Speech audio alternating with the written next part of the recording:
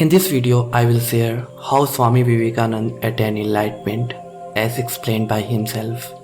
Swami Vivekananda was an Indian monk, self-realized master, and one of the most celebrated and inspirational spiritual leaders of India.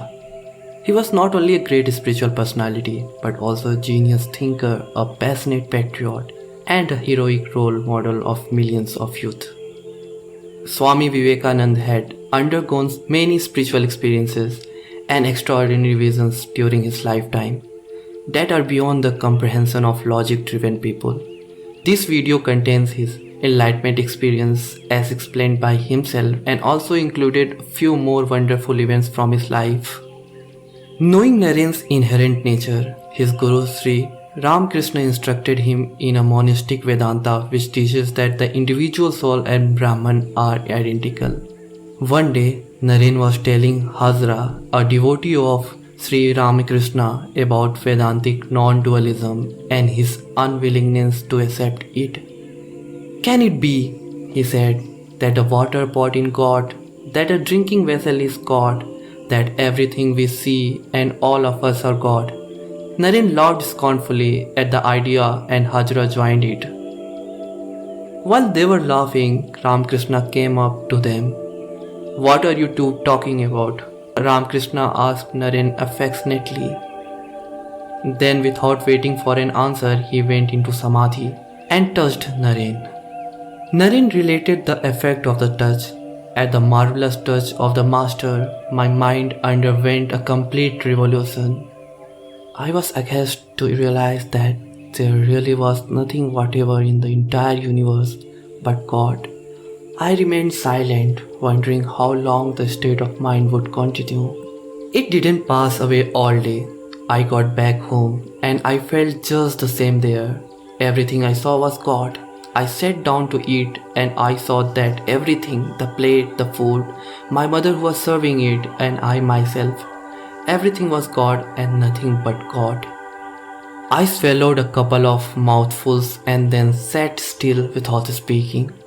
My mother lovingly asked me, "Why are you so quiet? Why don't you eat?" That brought me back to everyday consciousness and I began eating again. But from then on, I kept having the same experience no matter what I was doing, eating, sitting, lying down or going to college. It was a kind of intoxication that I can't describe.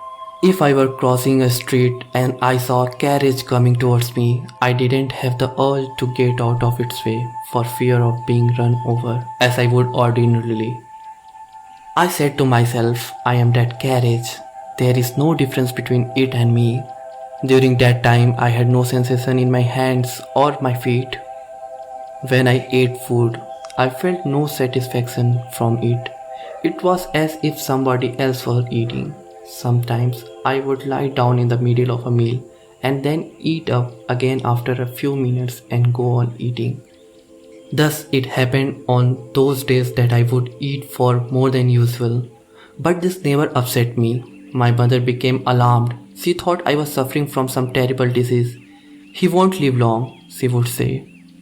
When the first intoxication lost some of its power, I began to see the world as though I was dreaming. When I went for a walk around Hedua or Cornwallis Square, which is now Azadihind Bagh, I would knock my head against the iron railing to see if they were dreams railing or real ones. The loss of feeling in my hands and feet made me afraid that I was becoming paralyzed. That overwhelming intoxication did not leave me for some time. When I did at last return to normal consciousness, I was convinced that the state I had been in was a revelation of non-dualistic experience. And then I knew that what is written in the scriptures about this experience is all true. From that time on, I had no doubts about the truth of non-duality. Day by day, Narendra practiced spiritual disciplines with unabating intensity. Sometimes he felt an awakening of a spiritual power that he could not transmit to others. One night in March 1886, he asked his brother disciple Kali to touch his right knee and then entered into deep meditation. Kali's hand began to tremble. He felt a kind of electric shock. Afterwards, Narendra was rebuked by Sri Ramakrishna for frittering away spiritual powers before accumulating them in sufficient measures.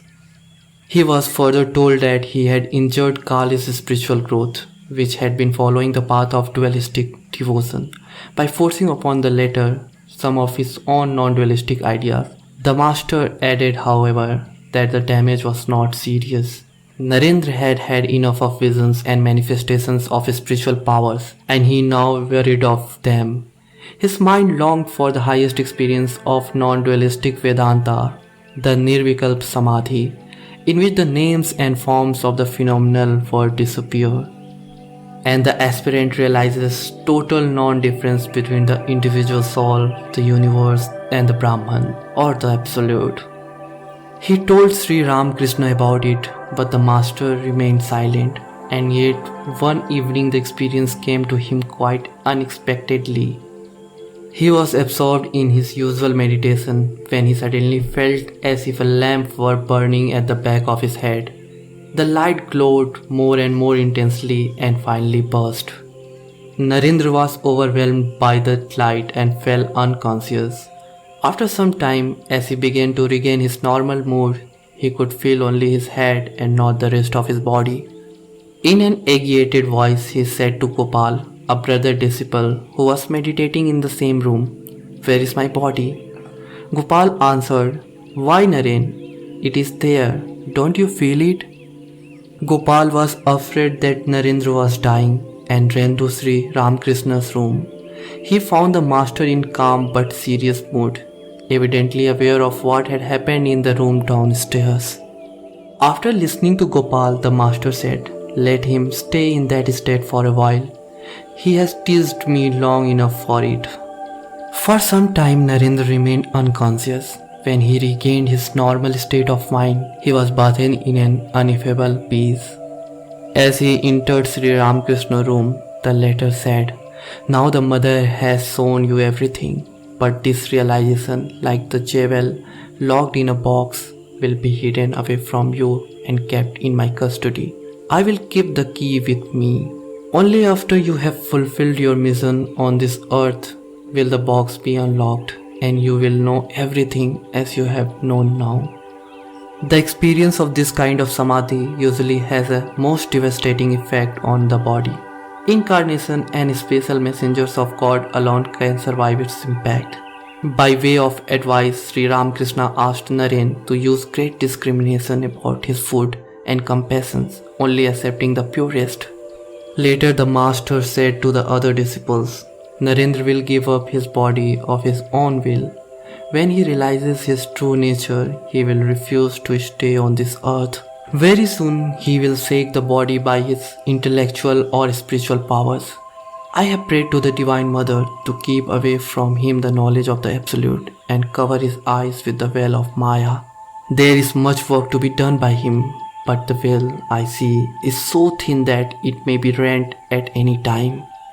16 years later, on 4 July 1902, after the successful completion of all his valuable works that are beneficial for generations to come, Swami Vivekananda consciously left his body while meditating and merged with the Absolute. Experience is the only teacher we have. We may talk and reason all our lives, but we shall not understand a word of truth until we experience it ourselves. Swami Vivekananda. If you want to hear more such spiritual enlightenment stories, please subscribe to our channel, The Spiritual Narrator.